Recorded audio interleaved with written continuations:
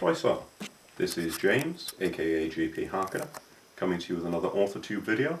Today I'm going to be reading a section of Wildcat, which is book 1 of the Caledon Saga. So, we're all stuck in isolation, might as well do something about it. I don't do much reading aloud, so bear with me, we'll see how this goes. Wildcat by JP Harker, just read that first bit. Prologue. Taran! Rhea screamed the war god's name with a joyful rage as hot blood spattered on her face. Rhea was small and the Gorvik was big, but he was already on his knees thanks to the axe she'd left lodged in his stomach. At first his hands had clutched at the haft, trying to drag the weapon from her grip or else pull it from his wound, and for a moment Rhea had lost her balance.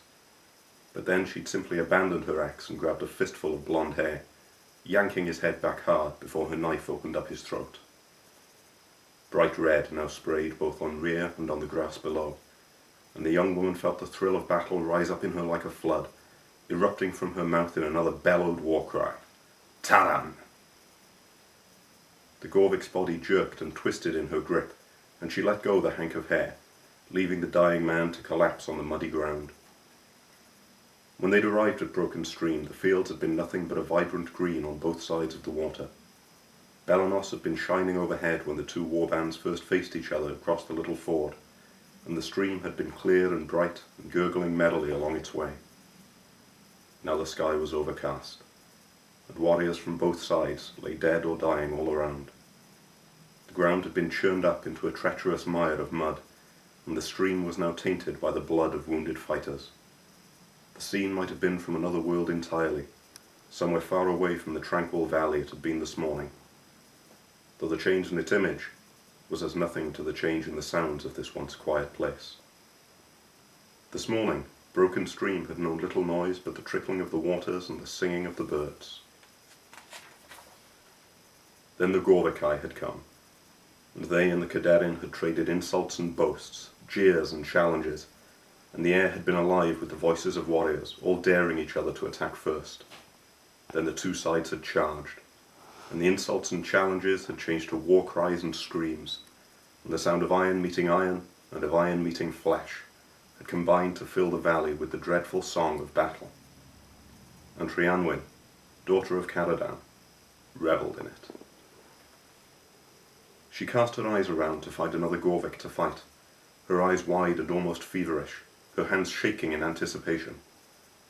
This was her first true battle, the first time she had taken the field to defend her people, and the fear she'd felt before it had melted away into something like lust as she sought out another victim for her long knife and narrow axe. Remembering that the latter weapon was still embedded in a Gorvik's guts, she crouched down and began working it free of its fleshy prison, all the while looking around her at the carnage. Even with her limited experience, Rhea could tell the Caledon had all but won, and she screamed out in wordless triumph as her axe came free of her enemy. She held the weapon high above her head as she looked around the bloody field. Nearly all the Gorvikai were fleeing back across the stream, only a few dozen still fighting of the 200 who'd come here this morning. Rhea saw Caledon fighters encircling the few who were still refusing to run away, and her breath caught in her throat as she took in the long iron swords and rigid white hair of the warrior elite. These were the Gatherim, the mighty.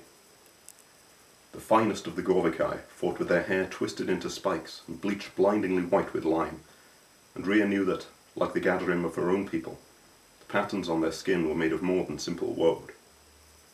Rhea, like every warrior on that field, had painted her body with swirling shapes of bright blue to attract the favour of the gods and inspire terror in her enemies. Twin snakes writhed up her arms from wrist to shoulder, one of them continuing up her neck and around the ear to cover her cheek. She was liberally sprinkled with blood and grime by now, and sweat and struggle had caused much of the war paint to smudge or fade, risking the chance of the gods losing sight of her in all the chaos. The men of the Gatherim had no such concern.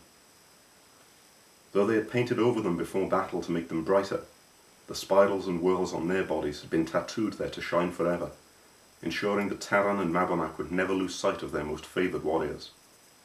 For the most part, only their faces had mere woad to decorate them today, the honour of permanency there being reserved for the greatest of fighters.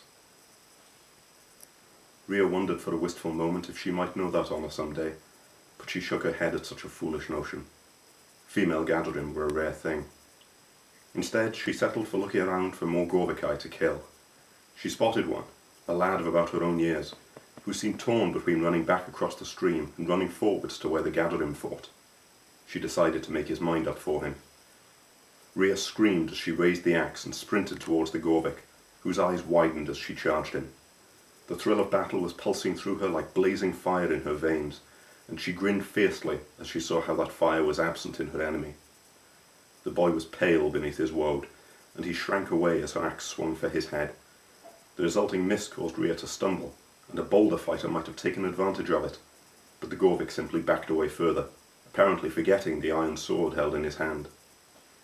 The Caledon regained her balance and swung back at the sheepish man, who raised his sword in a clumsy block which barely kept the axe blade from his neck. Rhea thrust her long knife at his stomach. It was shorter than the Gorvik's sword, but that was still holding off her axe, and she came within a hair's breadth of gutting him before he twisted away. The two broke apart, and Rhea watched the man eagerly, her eyes as wide with excitement as his were wide with fear. He was licking his lips nervously, his grip on the sword clearly tenuous, and the daughter of Caledon smiled, licking her own lips with glee as she sprang forwards at her enemy.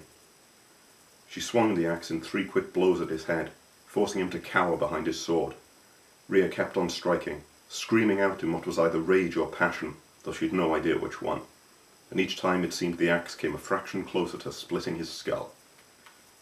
Finally the hammering strikes became too much for the feeble man, and the sword fell from his nerveless fingers. Rhea bared her teeth and put all her weight into a swing that would cave in his head, but the Gorvik ducked and rolled before the blow could land. Once again Rhea stumbled off balance, dropping to one knee this time. The man took a coward's advantage of the pause, and was soon sprinting towards the stream for all he was worth.